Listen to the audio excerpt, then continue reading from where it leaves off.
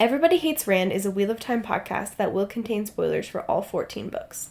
So if you're anti-spoiler, stop this, read all 14 books, and come back. We'll be here, waiting. Our title is a joke and is meant to be taken as such. Everybody in this context refers to us and our cats. You are free to feel however you want about Rand. He's a fictional character. Please don't DM us. The world is a mess, Dark One stretching out his hand. The dragon's reborn, the fire's been fanned, but everybody hates Rand. Everybody hates Rand. Everybody hates Rand. Hello. Hello. Hello. Hello. At the moment, we are a family of people who can only use their right arms. Yeah. Embarrassing. Sally's left is in a sling for joint issues. Yeah. And I just had shots yesterday, and it hurt. Yeah, is it hurting? Yeah, a little. Ouch, oofy. Yeah, just sort of achy. Yeah, generally. those, especially when you get that double booster and flu shot combo, it's like, oh, you wanted a lead bullet in your arm? And it's like, no. Yeah. Every time I do it, I'm like, I'll book this for the same day because I don't want to do it twice. Sure. But then afterward, I'm like, why do I do this? It hurt. It hurt. Hurting is not an excuse to not get your flu shot and COVID booster, though. That's true. So I'm gonna try and get mine next week. that's my soapbox. It's flu season, everyone. So go get your shots. It's flu season, and despite what particularly the American government would want you to believe, COVID numbers have not fallen from previous years. It's COVID season 2, more or less. Yeah. COVID does seem to spike in the winters. Correct. Yeah, I think it generally trends with the flu, is my understanding. But I'm not an epidemiologist, so. Wear your masks and whatnot. Wear your masks, get your shots. Yeah. And don't kill your dad. Okay. Like Randall Thor. Oh, yeah. Boo. This is Don't worry, such a he didn't kill his dad. lame set of chapters. Yeah, so this is Everybody Hates Rand. Sorry. Your friendly neighborhood Wheel of Time podcast. I'm Emily Jushaw, and neck cracky McGee over there is... Sorry, I have to do the other side. Oh, that one didn't crack. Yeah, this is me. I'm Sally. My easiest way to upset my friend Devin is to roll my shoulder in the socket, because it makes a really upsetting noise that he describes as meaty. Yeah. Which I think is more upsetting than the noise itself. Yeah, he was also like, it has a lot of bass. And I was like, what? I don't know what It's to like tell you. it is like a deeper sound than like you typically hear with joint pops, but It's just that shoulder. Yeah, And it's it just doesn't hurt or moving. anything. That's just the noise it makes. yeah, sure. These things happen. So, yeah, this is the second to last section of The Gathering Storm. Rand chapter, followed by a Min chapter. Both pretty short. So you might not be here long. And we get the long-awaited meeting between Rand and Papa. Papa? As Katsuan successfully lures Tam back to Tyr to talk to Rand very quickly, it would seem, because it seems like Rand's like, I don't go back to my rooms right away. And I'm like, from where? The meeting with the Borderlanders? Yeah, and then he's like walking around for an indeterminate amount of time. Yeah, a few hours max. Yeah.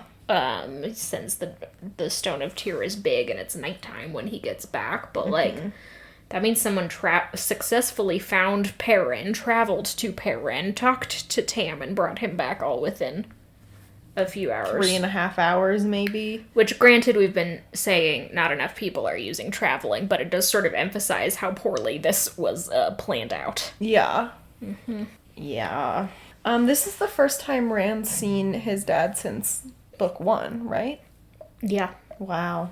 Yeah, the only main character who's had any interactions with Tam since book 1 is Perrin. Although I think Mat in book 3 finds out that both Tam and his dad had gone to the White Tower looking for the boys. See the boys. To no avail. And, first, Rand does literally walk around the Stone of Tyr for multiple hours, doing God knows what, just sort of looming at people. Yeah, just sort of looming and kind of like having one of his recently introduced Brandon Sanderson monologues about his feelings. He's like, I felt kind of bad about almost throwing bombs at the Borderlanders. He's like, there's this little voice inside me that's being like, maybe not Bud, but it's not Luz Theran, and I've never heard of little voices in anyone else's head ever before. This is a man who needs to read Pinocchio or something. Yeah, Jiminy Cricket is buddy, out. that's your moral compass, which has been sadly lacking, I'll admit. Like, it has not been pulling its weight. Yeah. Presumably Luz Theran put it in a box. Triggered. Rand, the other, like, main thread of Rand's rumination is about Callandor. Of course, he is back in the stone where he notoriously pulled the sword from the stone, fulfilling Classic. the first of his major Dragon Reborn prophecies, which is, like, the stone won't fall until the Dragon Reborn removes Callandor or whatever. And he's, like, really thinking about the prophecies for the first time in what feels like a while. And he's like, why am I even supposed to get Callandor in this one prophecy when it doesn't seem like any of the prophecies mention that I actually have to have it in the last battle. Then smash cut to Min, who reads us a phrase that's literally about Callandor being in the last battle. Yeah. It's, like, very, very transparently. Yeah, Brandon is really trying to set that up. But yeah, Rand is like, the prophecies are just another type of box. They constrain me. I'm not allowed to. I don't have any freedom. I can't leave any of this behind. I'm doomed to die. So it's all just like a very, the stuff that he has been struggling with, though less explicitly, for the last 14 books about the weight of being the chosen one. Sure. And what it means to be a chosen one with all these prophecies about them.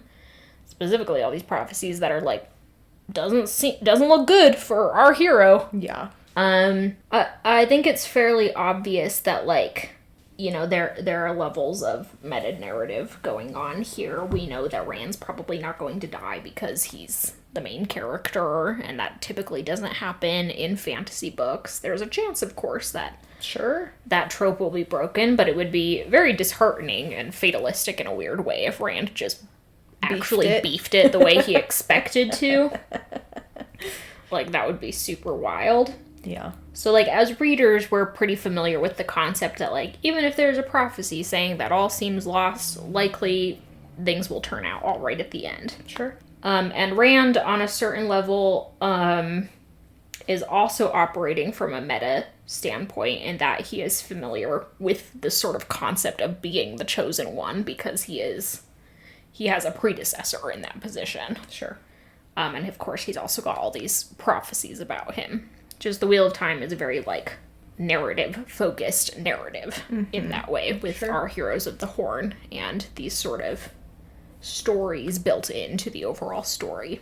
So with those things on the back burner, it can be kind of fairly obvious to us that Rand is having, like, a negative attitude. Sounds very condescending, but he literally has an attitude that is quite negative about what is going on. He is pessimistic, he is fatalistic about all of this. And as Tam points out, as soon as they sit down to talk, Tam is like, you can spin this and have, you can think about this more positively. You can still empower yourself, even feeling unempowered, blah, blah, blah, blah, blah. Yeah, Tam introduces to Rand the really groundbreaking concept that, like, you have agency over your own intentions. Yeah. And, like, about your own attitude and the way that your outlook in general, like, you can play, sometimes things are bleak, sure, but, like, you can make the conscious choice to be, like, living within your values even when situations are bad. And Rand is like, no. But before we dive into that whole thing, I just want to point out that it is like such a weird thing to me specifically. I don't know if I really have any narrative point to this, where Rand is talking so much about like, I don't yet have a narrative point to it because I've not read the whole series, but Rand's whole thing is he's like, I don't know why the prophecies mention Callandor when the Choden Call are way more powerful. And he's like, why would anyone mention this loser sword? This lame-ass sword Yeah. that's flawed because it requires me to trust not one but two women. I don't yeah. even know one woman I trust, you know, like... Yeah. That's the absolute maximum of trustworthy women in the globe, according to Rand Thor. Yeah, Rand is like, well, the Choden Call were also made in the Age of Legends, and so clearly they should be part of it. Yeah. You know, and I'm like, now we're getting a little too, like, meta-narrative. Who Yeah. wrote the prophecies? Where do the prophecies come from? We don't really talk about that. Isn't it possible that the person who wrote the prophecies... A, didn't know about the Choden Call. B, was actually being prophetic and was like, yeah, the Choden Call aren't part of it. They aren't part of it. It's possible for things to exist that don't relate directly to the prophecies of the Dragon Reborn, you know? Yeah, and Rand seems to be like, well, the Choden Call are obviously important to me because I used them to cleanse Sidon. And I'm like, I don't think we've had any prophecies about the cleansing of Sidon, actually. Like, that was just a thing you did. Mm-hmm. Good thing. Yeah, A an net excellent positive, thing. yeah. A really positive thing, but we come back to the sort of problem of, like, we, the readers, have not seen the prophecies in their entirety, and therefore the authors behind the scenes can sort of make up whatever they want about them, and just sort of hand-wave that aside. Yeah, Callandor, we're, like, getting heavy hints in these two chapters that Callandor is important somehow. And Rand is resistant to that idea because it requires him to trust two women, and also because the Choden Call are way more powerful. Yeah. He's like, if I'm gonna kill the Dark One, why not just use this access key that can let me nuke towns, or whatever. Yeah. And then we get Min, who is reading about the Choden Call being present in the last battle, and talking to Cadsuan about it, and them just basically being like, yeah, it's weird that it's in the prophecies, not for the reason Rand thinks it is, but just like, what will he do with it? Yeah. What's gonna happen? Blah, blah, blah, blah. And yeah, Callandor will come up in the next couple books, I guess, but so far it's just sort of like heavy foreshadowing on the author's part.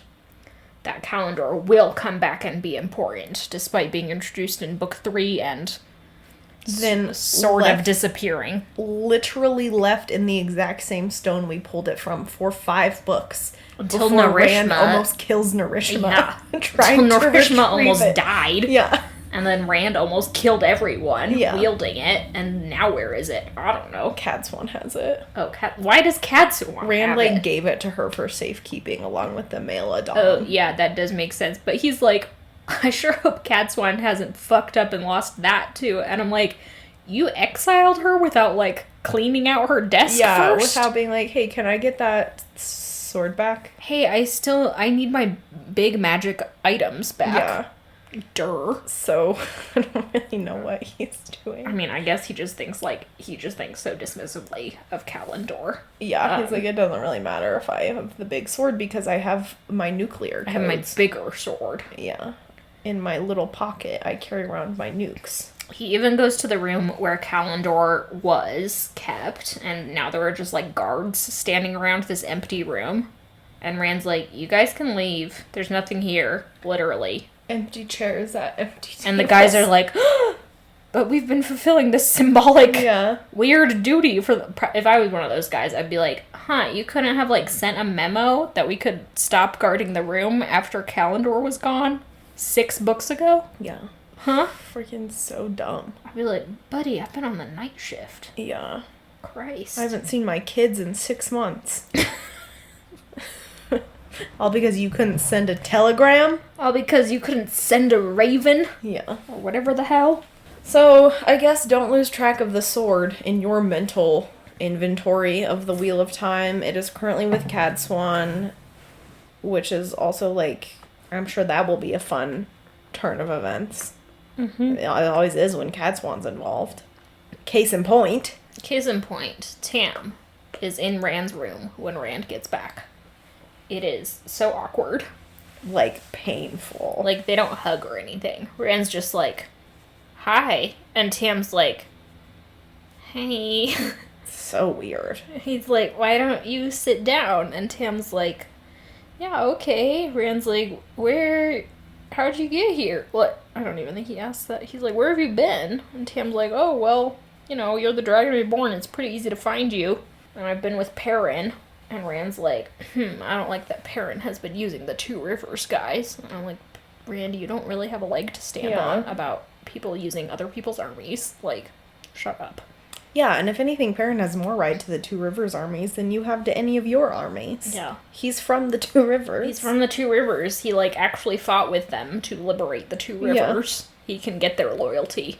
Unlike you, who's just like, you two-year-old, go somewhere else. Go elsewhere. Good decision, Rand. Rand's in the mirror like, good job. Yeah. I'm trying to remember what happens in this conversation.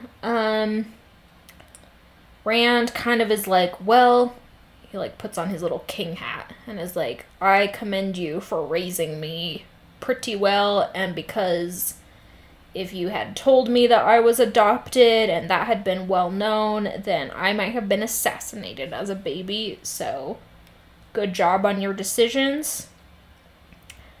Here's a Medal of Honor. Yeah. And Tim's like, okay, my lord. Yeah. Rand's so annoying. And Rand's like, I do not understand why Tam is joking about this. Yeah, there's a moment where Tam, calls him son. He's like, here's this son. And he's like, oh, maybe I shouldn't call you that. And Rand has... This is such a dumb scene. Rand is like, I should tell him that he's the only father. He is my father. He raised me and he loves me and I love him. And he's like, but I can't do that. I'm not allowed to have a dad. It's the most, classic man angst scene we've ever seen. This is a pretty accurate portrayal of trying to have a meaningful conversation with one's father. Yeah, that's probably true. These two men can't just be like, hey, you know what? It sucks. Regardless of the, bigger consequences, It sucks that you didn't know you were adopted. Yeah. I am sorry I didn't tell you. Yeah. But I still feel like your father. I raised you.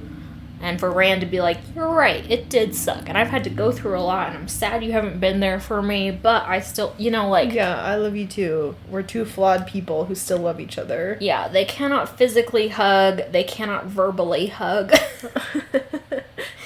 They just can't have any sort of honest communication, which, again, is a pretty accurate rendition of most people's relationships with their parents. Sure.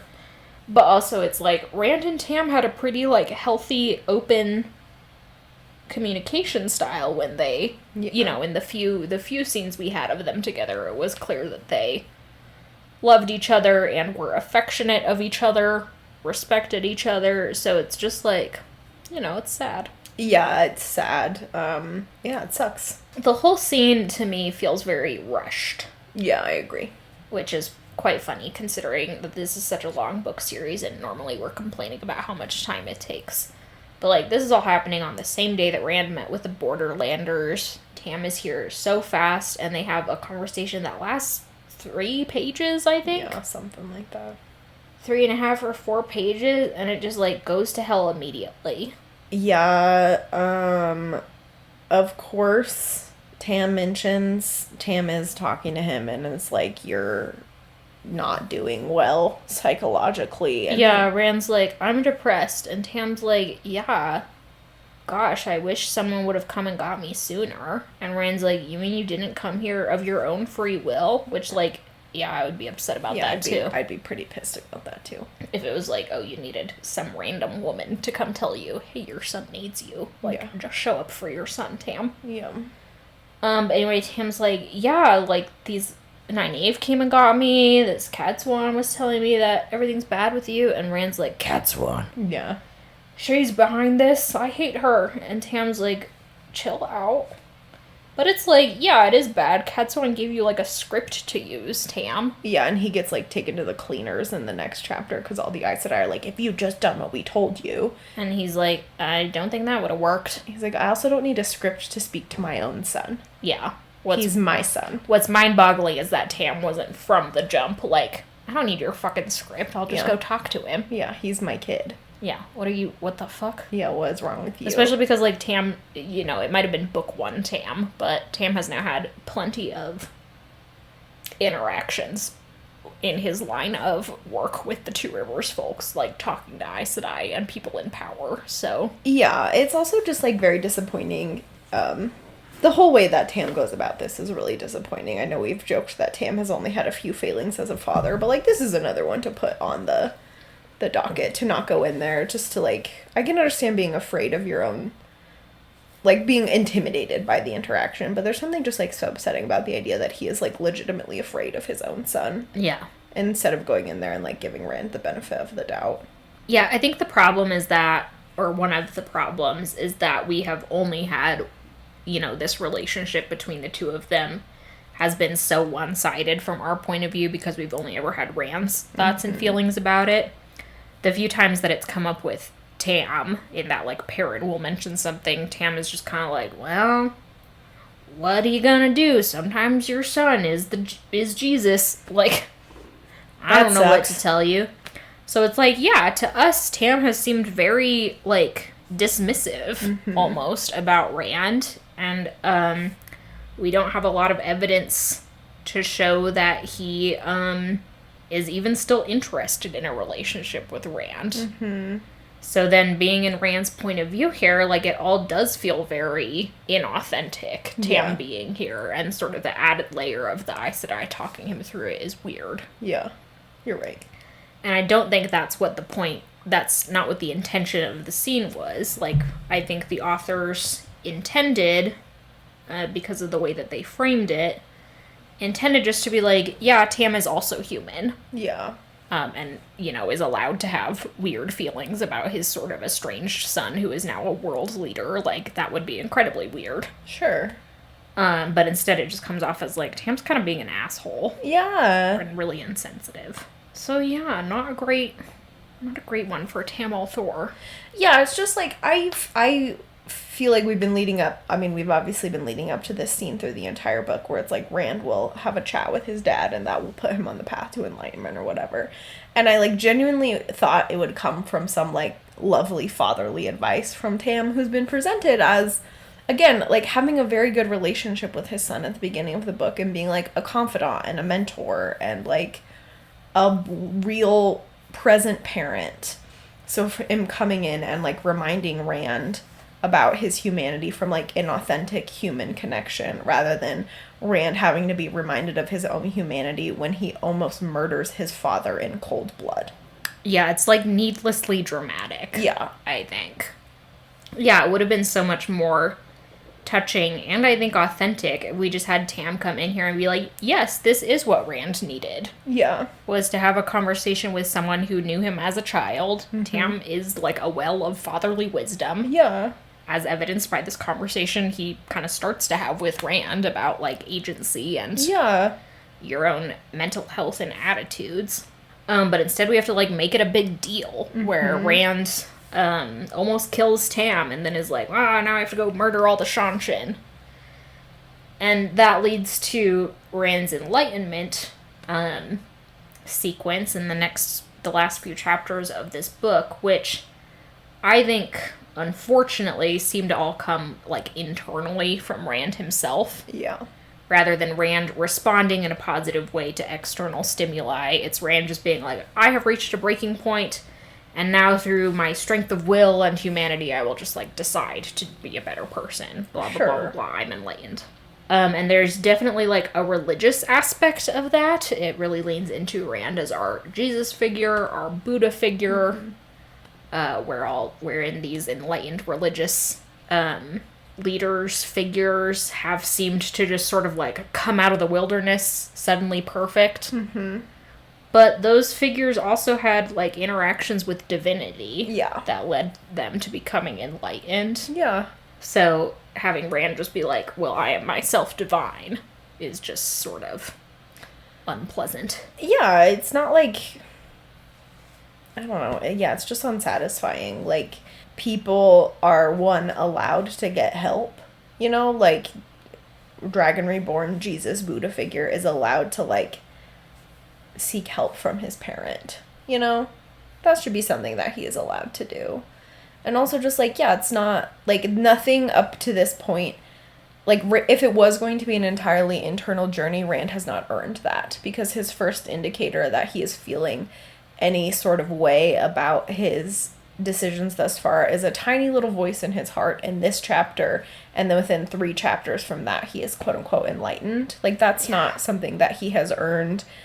Again, he doesn't seem to get the redemption either on the front end of his enlightenment or on the back half of his enlightenment where he has to, like, earn back his reputation. It's just very cheap. The whole thing feels very cheap to me. Yeah, it's a very steep, like, narrative arc in terms of, like, we've hit rock bottom, you know, in the last few chapters or so, and then we skyrocket up to the top. There's not any sort of, like, growth arc. It's just a vertical line. Yeah. Which, is sort of satisfying in the, like, short term of a narrative when things just take an about face in a more positive way. Because that gives your readers, like, relief. Yes. Oh, suddenly things are not going to be as bad. Yeah. But in the long term, it doesn't hold up quite as well. Because everyone is conscious of the fact that people don't really work that way. Absolutely. And it's weird and alienating if, you know, demigods like Rand work that way. Yeah, like... And to be fair, Rand is weird and alienating in the next 2 books. He does kind of take on more of a demigod role, but we'll get into that in those books. Okay, sure. Excited to talk about that. Excited to see what, like, enlightenment, exclamation point, Rand, looks like, I guess. I just think it would have been so great if Rand went to therapy. Yeah, or even just, like, had a moment of, like, emotional catharsis. Like, there's really something to be said if you have a positive relationship with either of your parents or any sort of, like, familial figure in your life who is older than you. When you are, like, genuinely upset to be in that space where you're allowed to just, like, cry. Mm-hmm. Like, if Rand just had a scene with Tam where he was just, like, crying, I would have been like, whew, nice. Yeah, cathartic also. Yeah. Boy, that would have been great. Like, it's nice for him to, like, experience an emotion, to feel an emotion, and remember that he is a human being. There's a really great fan fiction in Good Omens where Crowley just goes to therapy.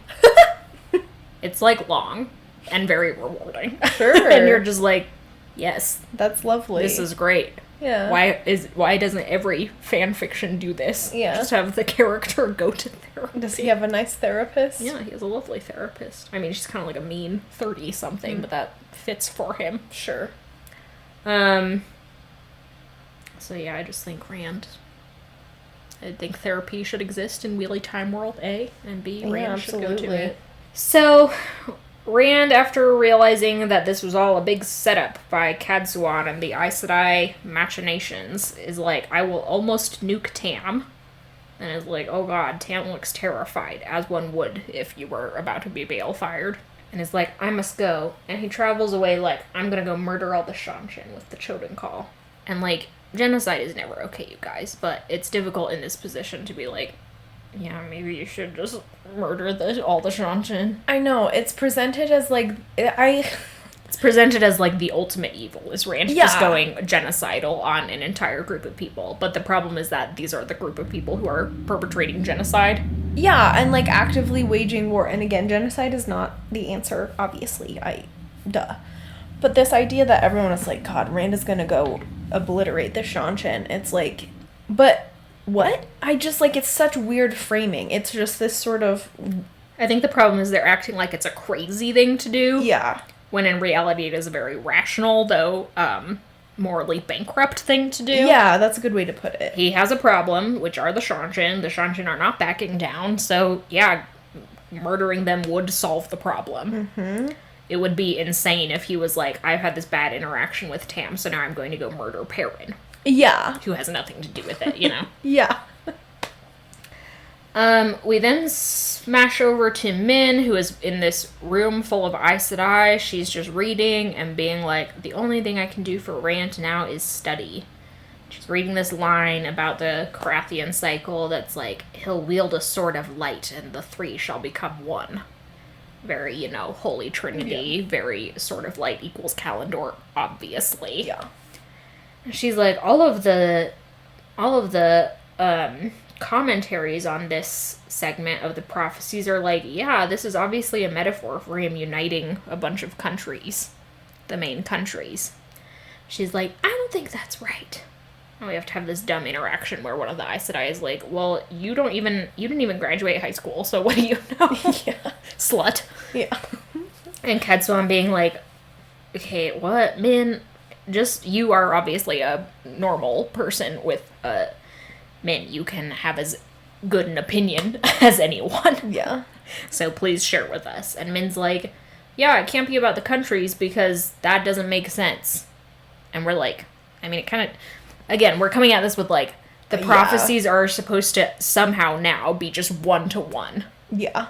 Which is not, as we know, readers, the nature of prophecy. Yeah. So it's, like, difficult not to be on the other Aes Sedai side. When And she's be like, you're right, Min is not forming a thesis that's backed up with evidence. She's just, like, vibes are off. She's like, I don't like this. She's like, what's all this about Callandor? And Katsuan's like, yeah, I think it'll be important. The end. Then Tam comes in and is like, what the fuck?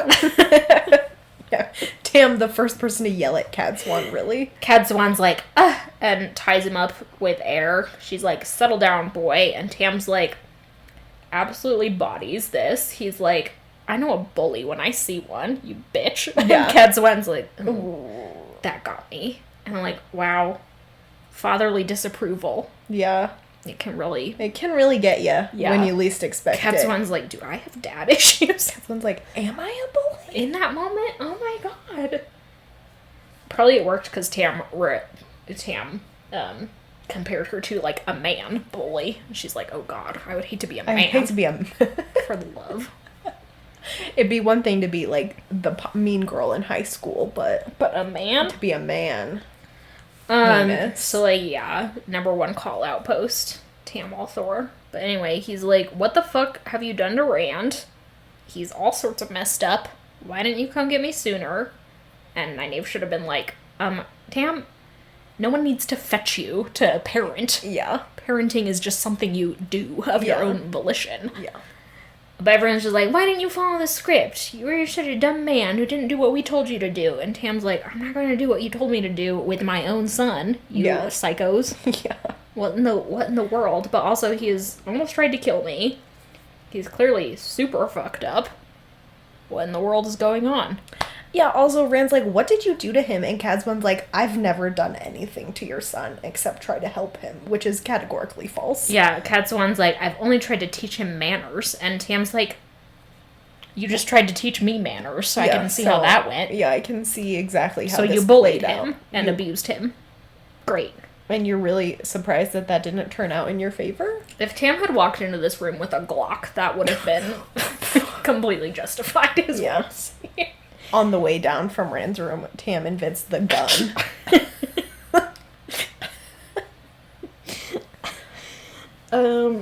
Anyway, he's like, and then he ran off, I don't know where he went. Min's like, he's far away.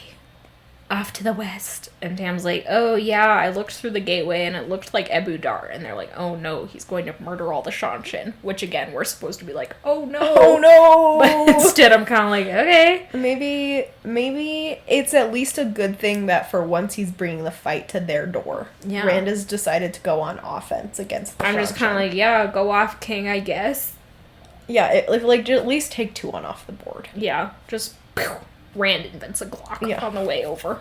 Callandor turns into a gun, actually, once you push the right sequence of buttons. I mean, assassinating Tuon would at the very least be interesting, given the entire royal family is dead over in the continent. So what happens if she dies? I don't know. Mat's Empress. Mat is in charge. God, could you imagine if that was how the Shanshin arc got resolved? Yeah. Mat just suddenly, via line of succession, is in charge of the entire empire. Yeah. And he's just like, Okay. Well, stop doing war crimes. I've got some notes. I've got some things that are gonna change effective immediately. Goodbye. Goodbye. God, that would have been so That would have cool. been so funny. And very good. It would have been a much more interesting Yeah, I would have been like, resolution. wow, the entire Mat and Tuon arc up until this point has been worth it somehow. Yeah. Mat's in charge of the Shanshin. Okay. Okay. Mat and Tom. Mat and Tom effectively is in charge Yeah. of the Shanshin. I think we can all agree. Yeah. Tom's like, I've been training my whole life for this. Tom's like, yes. Haha. Okay, so those were those 2 chapters. Anything to add? No, I just remembered the sign-off I was gonna add. Oh, great. I'm so It's excited. pretty funny. Thanks for listening. Thanks for allowing us to take a week off last week. We had a lovely vacation. Thanks to Glenna McKenzie for our theme song, to our patrons on Patreon, and our followers on social media. Yes. And I think that's it. We've got one more episode to do with the Gathering Storm, then we'll be taking another short break and coming back at you with Towers of Midnight. Coming back with the book. It's so big. It sure I is. carried it around on a walk on our vacation to take some pictures, and maybe that's why my shoulders fucked, you guys.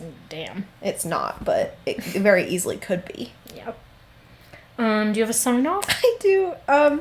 So this girl I went to high school with, who was like effectively my nemesis. I was not her nemesis. I was not on her radar, but she really bugged me. Her married last name is Riches, which is like appropriate. She was very wealthy. Yeah. She and her husband just had their first child. I don't know. And they are both very big on the like Republican politics scene. For context, they named their baby Independence. So her name is Independence Riches, which sounds like a Bond villain to me. Independence Riches.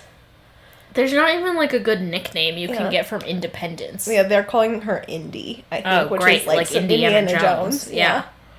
Oh my god. The runners up, she put this in her Facebook post, I think, were Constitution, Connie for short, and Pennsylvania, or Penny for short. I can't wait till this kid grows up. Hi, I'm Independence Riches. Well, just like the issues Yeah. she's gonna have with her parents. Girl, you're in for a world of therapy. Yeah, independence. Independence. This is riches. my child, Constitution. Pennsylvania riches. This is my child, Pennsylvania. What the fuck? This is my child, New York State. Christ. Washington State. Washington. Washington State. Please awaken your brother. Washington, comma, George. Goodbye, everyone. Bye.